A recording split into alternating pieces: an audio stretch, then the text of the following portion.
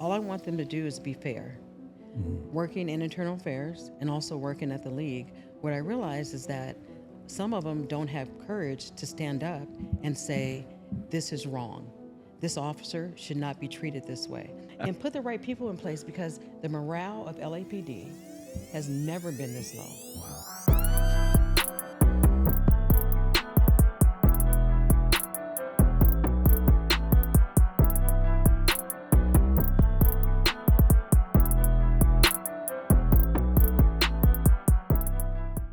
Welcome back to Internal Affairs, a police podcast here with the A guy. And today, super excited because I always say that all guests are special, but this one's like special first degree because it is Jerretta and we're Code 6. Jay, thanks for coming. Oh, you're welcome. Thank you for having me. Yeah, you know what? We've been talking and finally got you in here.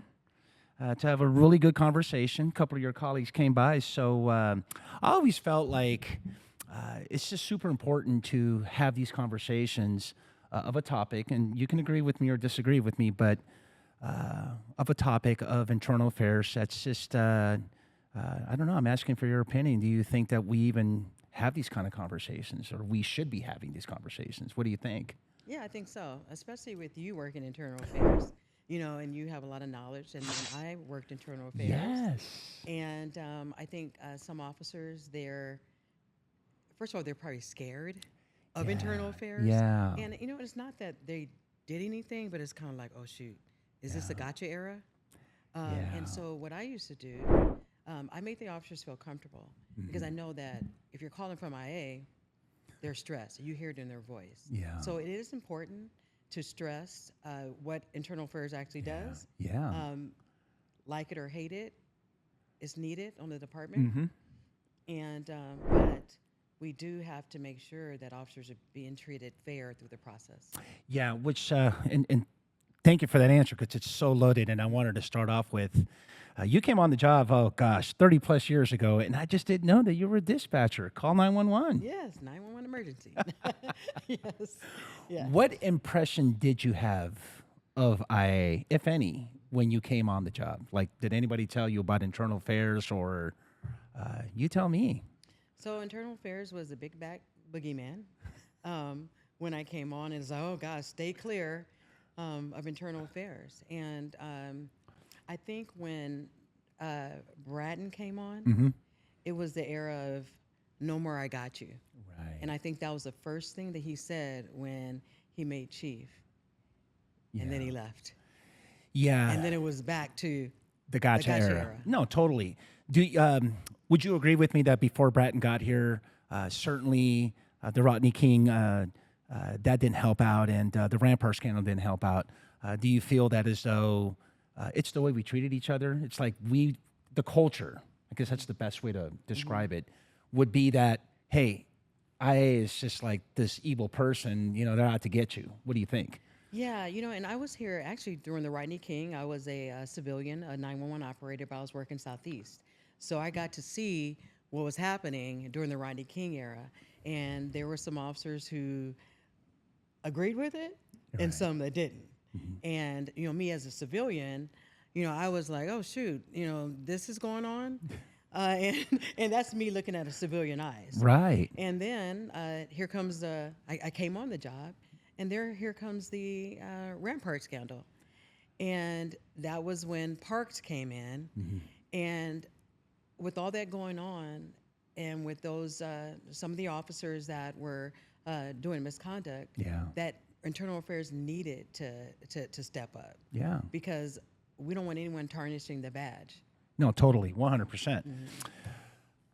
Do you feel as though when you were a young officer, and I want to focus a little bit on you because I want to get to know you a little bit, is did you experience any mistreatment, racism, or, you know, bias when you came on the job? Because let's face it, I mean, you were a female officer, right? Minority. Yes. For that. Did you feel like you were treated a little different, or did you see kind of like the landscape like, wait a minute, there's not many of us here? What do you think? Yeah, you know what, 30 plus years ago, there was limited females on the job, especially limited females in the field. I remember my training officer telling me, and I did my probation at North Hollywood, and I was. They made me scared to go to North Hollywood. Oh my gosh, you're gonna get fired, and probationers get fired, and you're a female. And so the first thing out of his mouth was, "You better prove yourself." That's the first thing. And second thing was, unless you're dead, you better come to work. And so, very, very strict, but I proved myself. Yeah. And then I went to 77th, and The mothership. yeah, and then 77th, there was only a few of us in the field, few females in the field. So you had to prove yourself being a female, because it's not unicorns and rainbows out there. Right. Right? I mean, it's real life. And so they wanted to make sure that you, as a female, being smaller in stature, Yes. that you're going to protect me. Yes. We got to get home. Right. When you say well, just having to reflect as you're telling me this, having to prove yourself, did you feel like you had to double prove yourself because you were a female? Yes, because all eyes were on me. Yeah. Watching. But it only takes a couple incidents for them to say, okay, she's good. She's good. We're good to go. Wow. I like that. Hey, you worked IA, so you appreciate this question. If you're in a room full of sergeants and they're getting ready to begin their IA assignment, what's the one thing you want them to know about that job? I would say be fair. I would say, like the theme, leave no rock unturned. Yeah, yeah. I would say that you're not going to be an IA all your life, all your career. You got to go back out there to the field. So you treat those officers like you would want to be treated. If you find something that can vindicate the officer, like for example, I had a case where some officers were accused of excessive force, and the person who accused them of that, for proof on his side, was he held up a newspaper with a date on it, and he had a lot of bruises on him saying that Northeast officers did this. So what I did was I took the photos that he had, I went to UCLA, I got a bruise expert who said, looking at these photos, these bruises were, probably about 5 or 6 days old. So we were able to vindicate. So you have to make sure that you go above and beyond. No stone goes unturned. Yes. Interesting. Would agree or disagree with me in this phrase? And in your current role, which we'll get to, I'm sure you're going to appreciate it. I think you're going to say agree. But the punishment is not the penalty. The punishment is the process. 100% agree. Yeah. Why do you think that is? I mean, here we are, 2024. You've been around 30 years. I left with 24. I even worked IA. I'd be the first one to tell you that. Right. We need to treat people better. What do you think? Who do we hold accountable for the way we treat our officers? Command staff. Yeah. Because all I want them to do is be fair.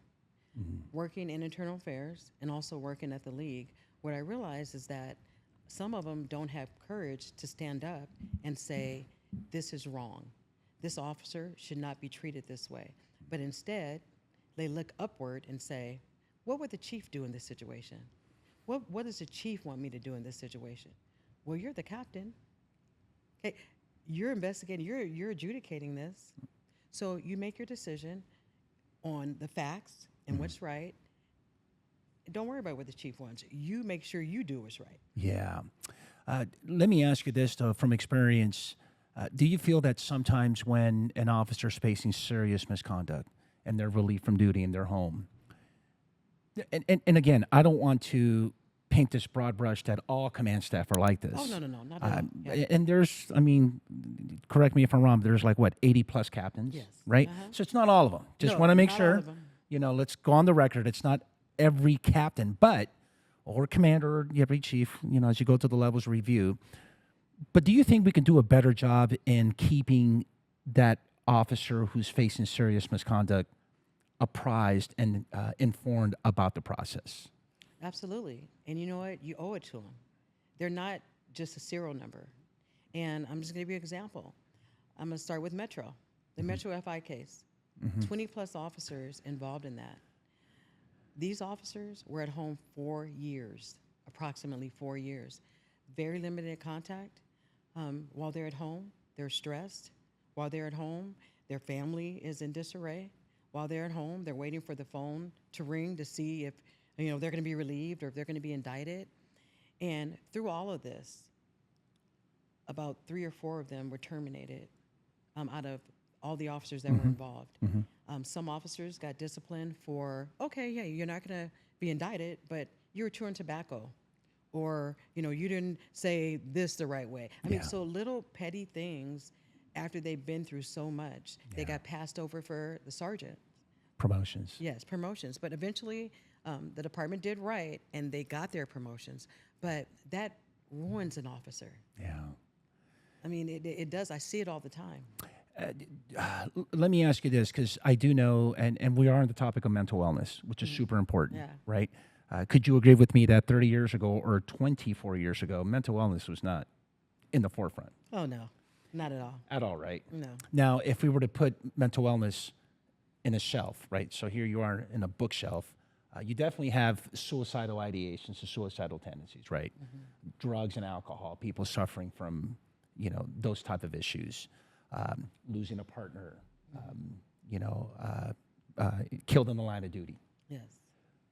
But shouldn't we also put discipline in that bookshelf? Well, yeah. Yeah, we should. Yeah.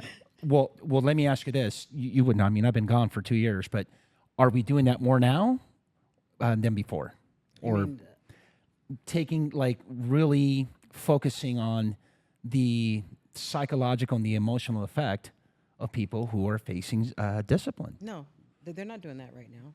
I mean, I know that the word is, or the buzzword is wellness.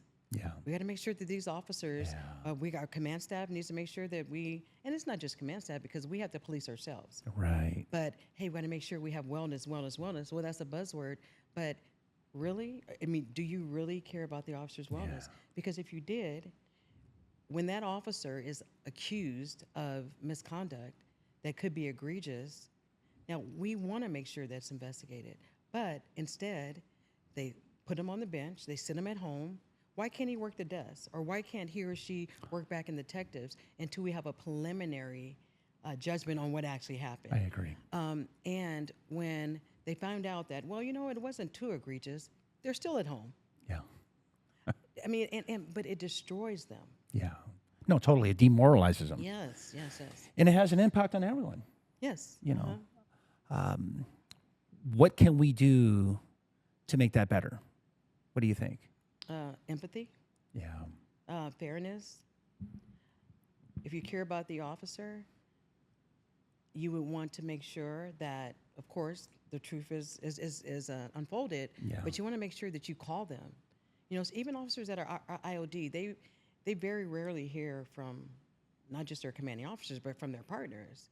So when you're at home and either you're ill or you're home for discipline, you want someone to check on you. Yeah. To say, hey, I didn't forget you. What can I do to assist you? Yeah, and that's the part that I think we can do a better job. Hey, now let's not, keep beating this hammer that we can do better. We can do better. Would you agree with me that this machine that we have, it's not well run, it's not well oiled, but it could be it could use Some WD-40. some WD-40 and maybe a different assembly line. Yes. I definitely, and thank you for sharing that, because I think that's super, super important. You bring up a good point about how we treat each other and it should be fair. What I always often wonder is when I did work internal affairs and I was an advocate, so here I am putting on these border rights cases, and I was told, hey, Marlon, don't think of it as a prosecutorial role. And I call bullshit. I'm prosecuting cops, and they're facing serious termination.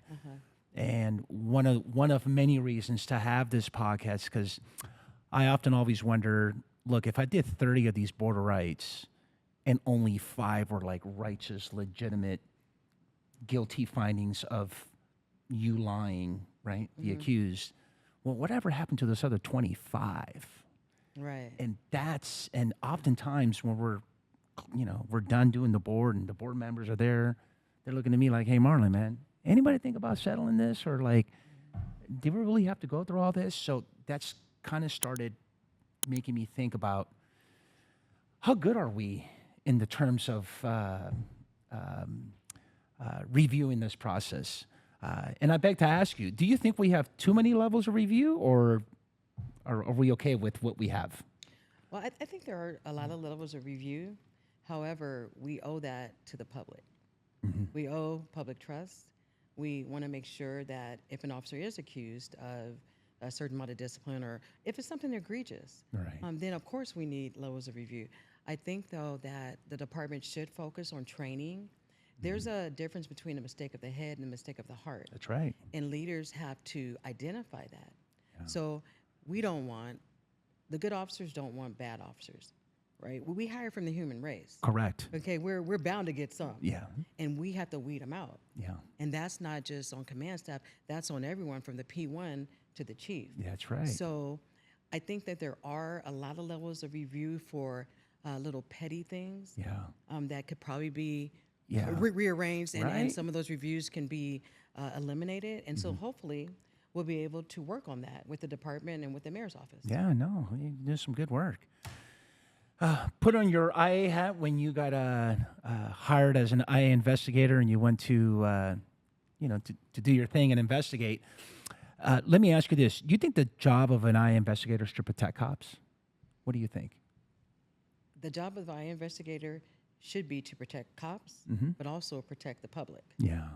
So it's twofold. Yeah. Now, we took an oath that we're going to protect and serve the community, and we're going to do it with integrity. But there are some people out there in the community that make false complaints, and we all know that. Yeah. So we all know what it does to officers going through the internal affairs process. So that is where internal affairs job is to leave no stone unturned, like That's I said right. before, do a thorough investigation and clear that officer immediately. Yeah. It shouldn't take 3 or 4 years Yeah. to do that. Yeah. Secondly, if there is a police officer who defiles the trust of the community, then that's the job of the IA investigator to ensure that discipline is done fairly. Yes. Whether it's days off, where there's training first, where there's days off, or if it's termination. Yeah. So it's twofold. Wow. Okay, so let's do this. Dispatch to the academy. When did you go in the academy? 94. 94. Yeah. And then you did the scandal and all that. Where were you in the when the Rampart scandal went down in Oh my '98? gosh, I was at Southeast. I think was I a senior lead officer? I was at Southeast, probably a training officer there, and it was just like, oh my gosh, what is going on here? I mean, it was a huge thing. It is. It you know? is. So Wow. yeah. So yeah, you helped me out on that. I know you made SLO, senior lead officer, then you made sergeant. That made detective. You made the test your dual status. Yes. Okay. And you got your rocker and went to internal affairs. Let me ask you this: you're getting ready to wrap up your career with LAPD. What's that one job that you wanted to do, or thought about doing, or even applied to do that you didn't get a chance to, or you just didn't? You know what? I would say homicide. Okay. I always wanted to be a homicide investigator. I was blessed. Captain Hayes, RHD, took me over to RHD. I worked the sexual assault section, but I also worked, I ended up being in the robbery section, worked with some great detectives. And I was able to work robbery homicide division for a while, and I had a great time. I think the one thing that did stand out, I worked with Tracy Benjamin, who is a great detective. And I remember working on a robbery series of 7-Eleven robberies that were happening from LA to Lancaster. We were able to get the suspect in custody, did numerous robberies, and great, but I always wanted to work homicide, but I had fun working robbery. Wow. Yeah, no, that's good to know. How about an IA story? If you can give me one where you were a sergeant doing an intake, and you're like, or just a story, necessarily have to be something that you worked or something that you may have experienced, but something that we can learn or get some takeaways from. Okay. You know what? I could think of one. I don't know if I want to give names, but Yeah, no but names. I could think of one. So I'm working the criminal section, Mm-hmm. and this is when I believe it's in Southeast where the flashlight incident occurred. And there was a particular sergeant who came late. The news copter was overhead and filmed the incident. We were assigned the case, myself and my partner, and we went to leadership and said, hey, listen, we looked at this tape from frame by frame by frame by frame. And that sergeant that you're trying to send to a border rights was not even there when it happened. When the actual flashlight, Right, yeah. she came late. And the way that she was treated had me really thinking I need to go to the league. Okay? Yeah. And then also being speaking up about it. Right, of So course. sometimes, and so I think my message is you have to speak up for what's right. It doesn't matter if you're going to be stagnant in your position, Yeah. because at the end of the day, it's what's right. Jerretta, you speak volumes when you say something like that, because I've always been the believer, and again, I don't mean to bash my beloved LAPD, but I've always felt like, look, for your listeners and you people who are watching, is if you decide to move up the ranks, right, and promote, there's going to be a time, like you're talking about right now, where you want to do right by the officers.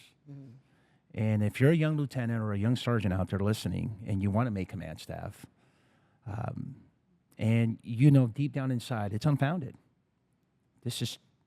We'll take that example. You know what?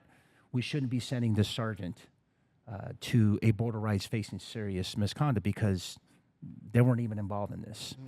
And if that's going to cost you a promotion, or if it's going to cost you, a bitchin' awesome type of assignment, you know what? So be it. That's reality. Right. That's the way it works. And again, I don't think it's necessarily just LAPD. I think that goes for any major, large police department where, you know what, hold your integrity and stand on your ground and just, I mean, that's just the way it goes. What do you think? Oh gosh, I agree. Courage. Have courage to speak the truth. Have courage to say, hey, you know what? I know that is televised. I know it's a big deal in the media, but stand up and say the officers did nothing wrong. Example. I'm always trying to give examples. The George Floyd incident.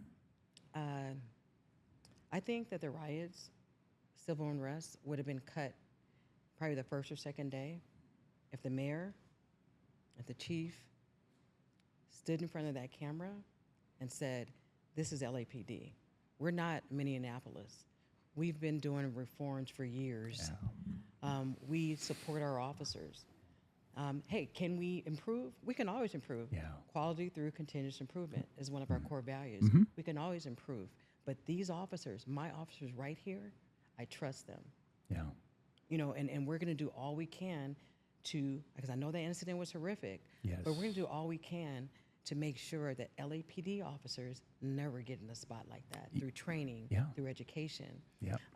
I love LAPD. LAPD has been, I've never even wanted to go anywhere else. We have great officers. We have great command staff. So I think that we could go so far, but my message to officers who want to promote, especially to command staff level, they have so much power. Never compromise your integrity. Always do what's right. Never say, well, guys, I know that, he didn't really do this, but I think that the chief may want me to say this or may want me to do that. And I'm saying that because I've been in those rooms when that happened. You bring up a good point about the George Floyd incident, which has changed policing. Yes. We can agree to that. Assembly bills, Senate bills came out as to how to conduct police functions, what to do, what not to do. And I'm all for change. I'm agreement with you. Quality through continuous improvement being that. But you're right. I think we missed an opportunity. I think we missed an opportunity to let people know that, look, we're not Minneapolis, or something along the lines like, look, there's over 18,000, 18K, 18,000. Think about that. There's 18,000 agencies throughout the United States, and there's over 800, north of 800 police officers in the entire nation. And I'll be the first one to tell you that we do need to improve. We're always trying to improve, Yes. you know, but that's not us. So don't come, don't come acting like a fool, Yeah. Yes. right? And Yes, do what we did, because you did. We spent the resources, and I mean, it broke us, and it harmed us, and it cost us a lot of money. And officers were leaving. And officers were leaving because they felt as though the command staff probably just didn't have their, didn't have their back. They weren't supported. I appreciate all that. Okay, look, before I get into the worst incident, because that's not my favorite segment, but let's talk about your role. Here you are.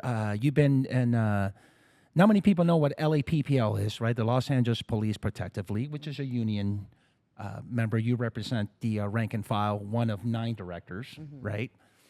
Talk to me. What, and I want to say this now before I forget, is tell me about some challenges that you're facing, because you're about to exit stage left. You're about to leave. Yes, yes. I guess a better question would be, what would you want to leave with as a legacy, or what can we do better that you're still trying to make LAPD a healthier and a better place to work? I would say a couple things. So I would say the disciplinary system. The system is, they weaponize. So the systems are weaponized. And we want to make sure that officers are treated fair through training, through education. We don't have to jump right through to do a complaint or to send the officers home. Now, there's sometimes, and so there has to be discernment from command staff. You have to discern if this officer did a mistake of the heart or a mistake of the head. So the disciplinary system needs to be revamped. Mayor Bass is 100% involved in wanting it to be revamped, working with the league and also working with command and the department to make sure that we have a fair system. So that's one thing that we're working on. That's awesome. To make sure before I leave, I want to make this place a better place than when I got here. And I think secondly is to get or appoint the mayor to appoint a chief of police that is going to lead by example, that is going to let captains be captains. I think that the captains their role was diminished and they couldn't make their own decisions in the past, but that's why they're promoted to captains. Make your decisions. But it just seemed like that it was in disarray. So I want this chief to allow their leadership, that they put the right people in place. There's some people that need to leave and go. I'm just telling you, just being honest. And put the right people in place, because the morale of LAPD has never been this low. Wow. Ever in my over 30 years that I've been there. So I want to leave this place where officers have the autonomy to want to come to work. Yeah. To do their best. And we have some great officers, but we want everyone to be happy with the direction. Not everyone can be happy, but we want officers to have pride in this great department. Yeah. That needs to be restored. Yeah. No, totally. I appreciate you sharing that. Okay, so I'm going to give you a little nugget, because you know I'm going to give it to you. In terms of revamping this disciplinary system, got a little solution for you. So listen up, LAPPL, rank and file. So I teach at Savage Training Group, the internal affairs and the officer involved shooting investigation course. And for the last year, I've been teaching a lot up north. Believe it or not, they actually have an inquiry form report. So my suggestion would be is, why don't we amend 128 to a 128.01, make it a new form, and let's make it an inquiry.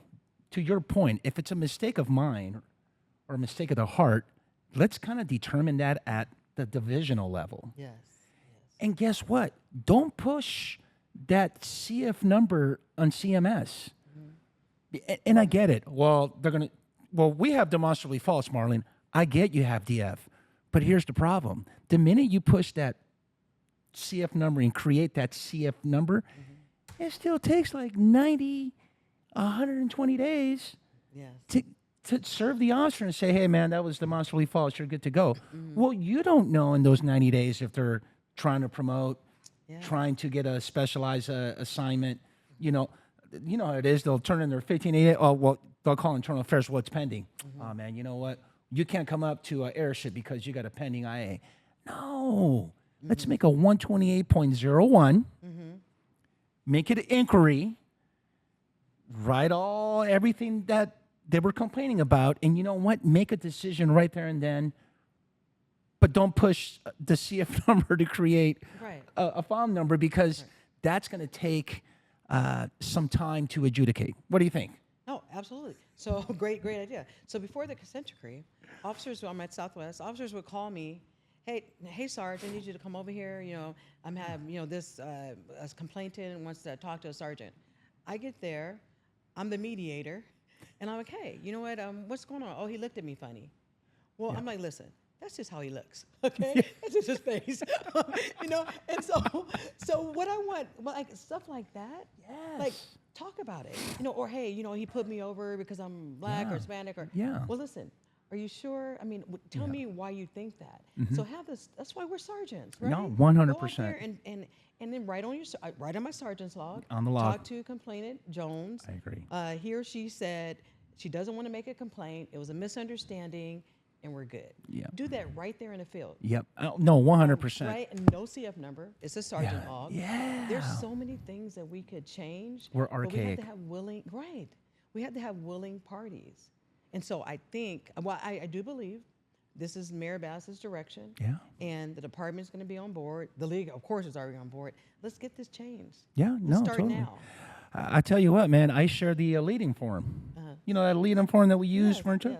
That thing was last done 2016. Man, that's 8 years old. Yeah. Let's think about something new. And I know you're probably going to come back with and hit me with, well, Marlon, we have the ACR. It's been in existence since 2003. I'm talking about in the field. I'm talking, look, alternative complaint resolution. I got it. Been there and done that. I've done plenty, but here's the problem.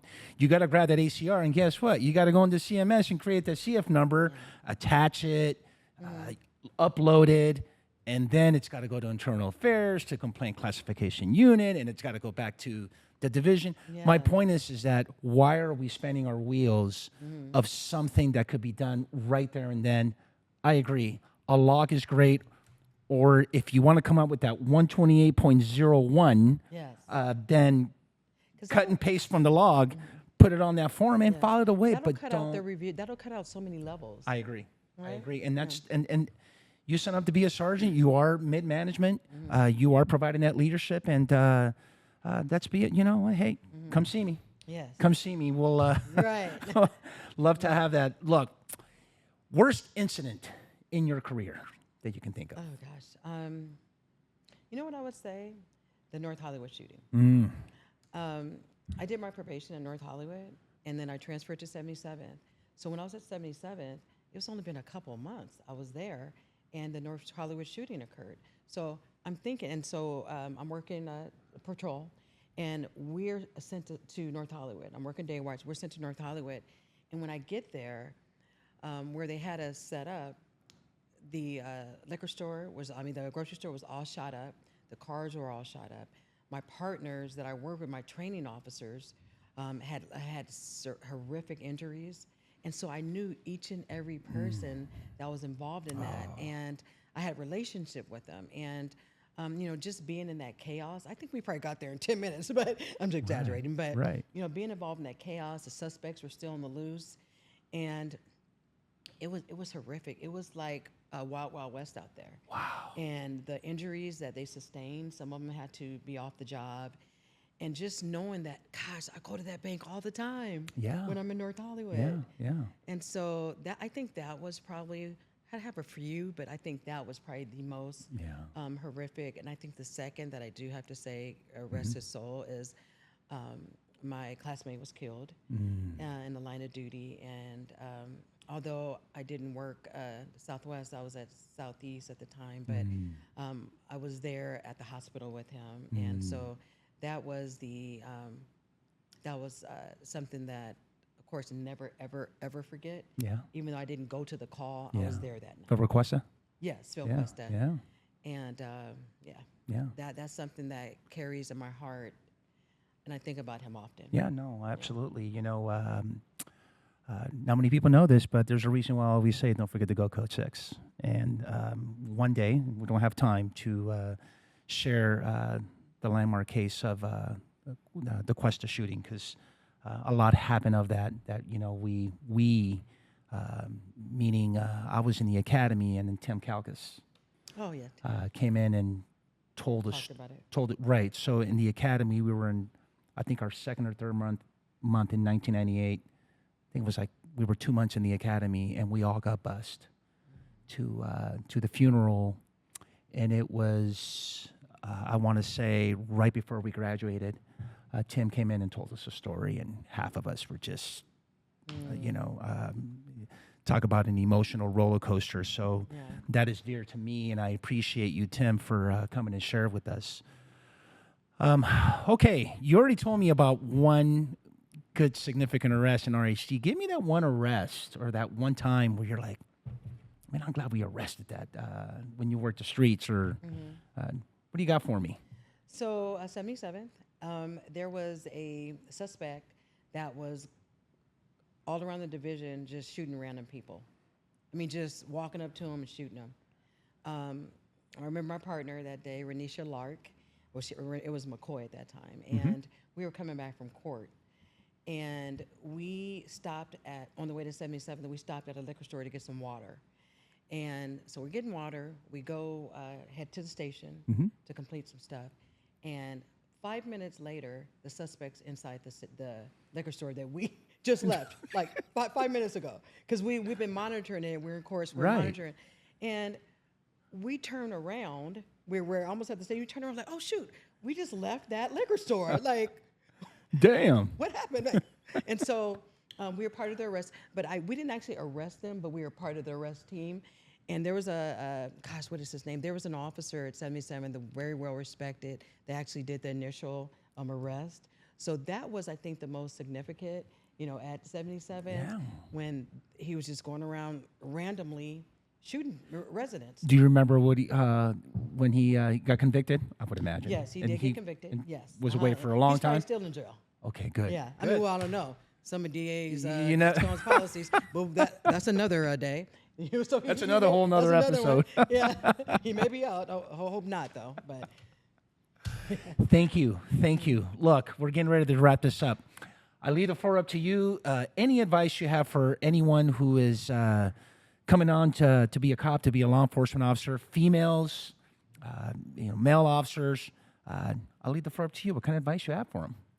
I would say LAPD is the best department in the country. And you do, though, have to make sure that this is something that you want to do, because you have to protect the community, you have to protect your partners, you have to protect yourself. It's not like you see on TV. There's really good things that you can do for the community. The community counts on you. You want to make sure that you do a thorough investigation on if this is what you really want to do. It's not rainbows and unicorns out there, but there's so much good you can do. I've done so much work, so many specialized assignments. I love it. My son is on the job, and he loves it. So if you're thinking about helping people, if you think about you want a career in law enforcement, think about LAPD. We have great officers on this department, and it's a great career. I'm going to echo that. It's afforded me a lot of success, and I'm so proud to be an LAPD alum. Jay, thanks for stopping by. I really appreciate it. And thanks for inviting me. Yeah, well, you like it, huh? And I wish you success. You're doing a great job. I'm hearing great things, so Good. I'm glad to be here. Thank you. I appreciate that. Look, if you like this episode, please don't forget to click on to the next one. It's going to be just as good or even better or worse. Who knows? But you know what? You need to watch it. And, of course, like always, please be safe out there. And don't forget to go Code 6. Thank you.